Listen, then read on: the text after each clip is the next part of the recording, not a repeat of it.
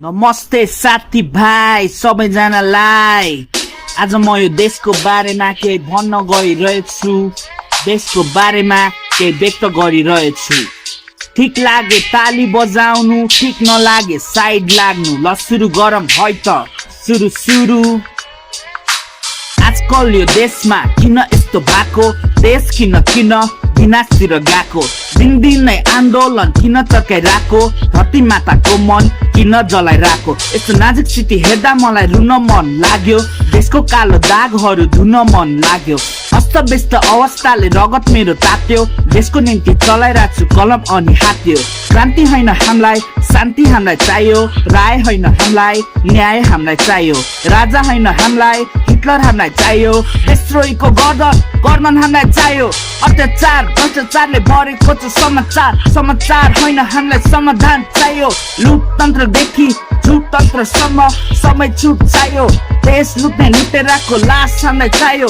जसको पनि पछि लाग्ने जनता रहेछन् भेडा, यो भेडाको भिडमा सत्य नागरिक भेटाइस् भने भाइ हुन्छु तँलाई चकमा। नेपाली आमाले राख्छिन् तँलाई काखमा।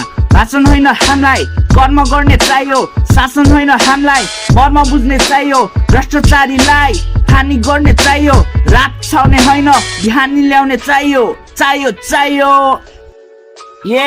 Mumsy in your area।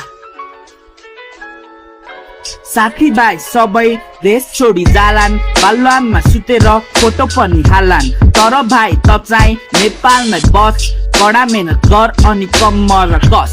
संविधान त बन्यो अब विकास हामीलाई चाहियो।